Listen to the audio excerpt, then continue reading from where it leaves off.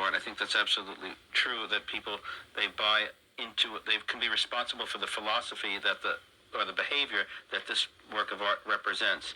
But if you don't look at it in such a sort of cynical or commercial way, I actually believe that somebody could look at a work of art or they can have a cathartic experience, and art can be a healing tool. Yeah. I think that's why you worked on this film. I think that's why we made this film. It certainly wasn't about selling paintings, or trying to get rich. But music. Actually, one great thing that Jean-Michel said when question was, when they said, "Where do you take your words from?" He said, "Where do you take?" Would you ask Miles, or would you ask a musician where you take that note from? And he was telling people, why don't you just look at paintings the way and give it with the same kind of freedom that you do when you listen to music? And I think that was very important. Why'd you select him to play Andy Warhol? Because he lived next door. No. It's a very, Andy Warhol's very, very, very known person. His image has been all over the tabloids or whatever. We've seen pictures of Andy Warhol. I needed a doppelganger. I needed a pop icon to play a pop icon. I wanted people to say, is this Andy Warhol playing David Bowie or David Bowie playing Andy Warhol? And I think he did it. I don't think anybody could have done a better job. And there was something that's so, he's very feisty right now, but when he's wearing his Andy Warhol getup, he's so sweet. Yes, and approachable also, and kind of forgiving. I'm approachable. Now, I'm just talking, excuse me, I'm spitting on the table here.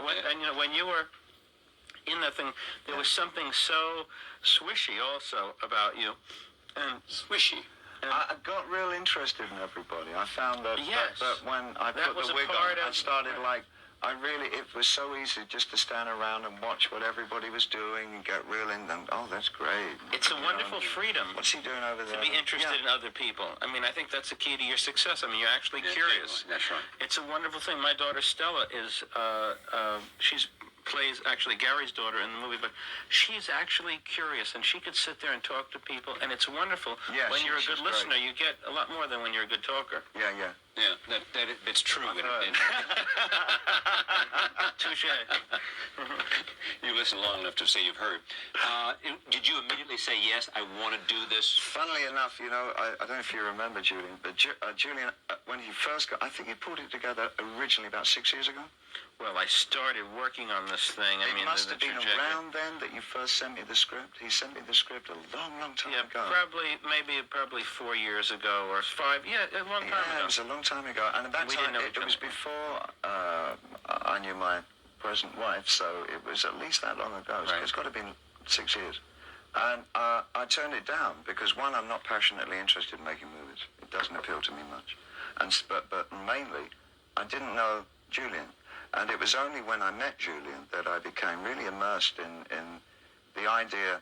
I love the idea that parameters between the art forms are beginning to fall down. It's happening an awful lot in Europe. And it's beginning to happen. Between film, music, and painting. Yeah. And it seems to be happening to a certain extent here.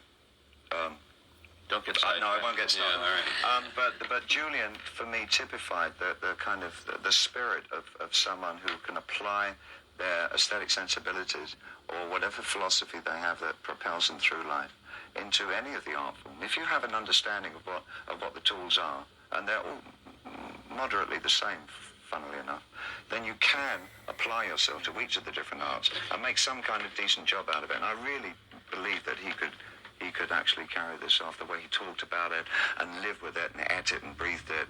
I know that passion so well. It's like, I have it with music, whatever. And I just knew that he would be able to do it. I mean, if someone said to me, tell me a star who would like to be in film, I would have thought you. I think it's probably one of the most boring professions that you could ever consider. To be an actor, for me personally, I have a lot of friends who are actors, and it suits them just fine. But your personality I not just work suited in a to different way. No, I'm far more interested in the plastic arts and material values of playing a piano or a saxophone or creating some music or painting or stuff like that.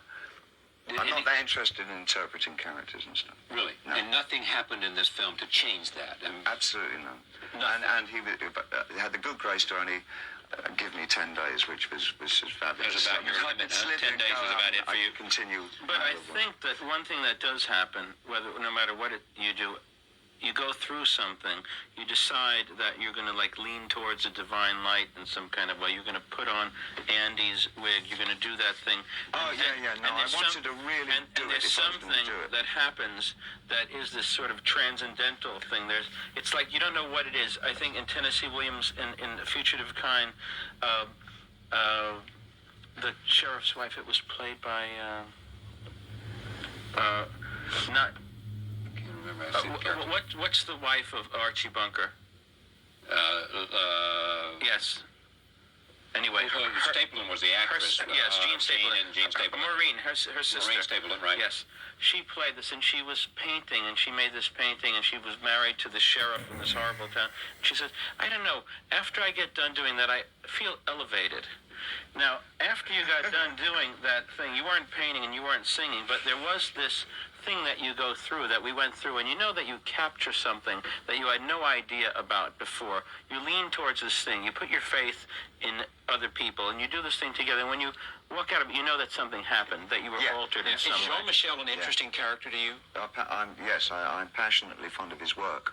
You are? Yeah, I have a number of his paintings.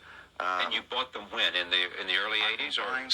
I've been buying art since 68. I've been collecting all my life. It's one of my major obsessions. And obsessions about whom? Who do you collect then? Mainly the British. But I've got a couple of American painters. You have anything of Julian's? Actually, I do have one that he doesn't even know about. I've never told him this. No, I actually have. Well, let's hear. Which one? It's just a small drawing. Where did it come? Came from London. I bought quite some time ago. You didn't know this? No. Yeah, do you have anything of Jean-Michel's? Yes. How many? 6. 6. When did you buy them? Or when were they given to you? Different times. I mean, one drawing that he gave me is from 1985. While you were there in your studio. Right, and then there's some other ones that actually I bought out of the show that Robert Miller had that Michael Kimmelman said was so terrible. And I have this big painting that Andy and Jean-Michel painted together also. That's about... Did Kimmelman hate that show? Yeah. That's really funny. He loved Damien Hirst. I wonder how he has that. Well, I wouldn't even think about what he thinks. But, this, the painting with the mobile gas painting. Oh, yeah. Well, what's interesting about you, Julian, is that I read all the stuff about you, most of the stuff about you, about the movie. I know about David, know about your art. You, without fear or trepidation, mention what critics have said about you and about the film, without trepidation, for example, what Robert Hughes said. Because you don't care, because you don't value what they say, because... I mean, I'm not scared. He has no effect on my life at all. I mean, if he did, I would be broke, penniless, and have brain cancer and be in, like Bangladesh or something like that right now. I think the great thing about art, generally includes music or anything, is that the direction of art is always dictated by the artists. If anybody had told many critics in the 50s and 60s that in fact, not Picasso wasn't going to be the only great god of the 20th century, but Duchamp was actually going to be the god at the end of the 20th century, I think they would have and probably did balk and push and struggle that it wouldn't be Duchamp, But the artists made up their mind that they were going to be incredibly influenced by him, and they worked, a lot of them, in that manner. And it produced the Bruce Naumans and, the Rebecca Horns and whatever. And in music it happens the same way. However much critics write, the other musicians decide who they're going to be influenced by, and the history and the story of the music will come through the artists all the time. Absolutely. It's like a note passed from one person to the next. I mean, you can't lie to young people that have no, like, clicks of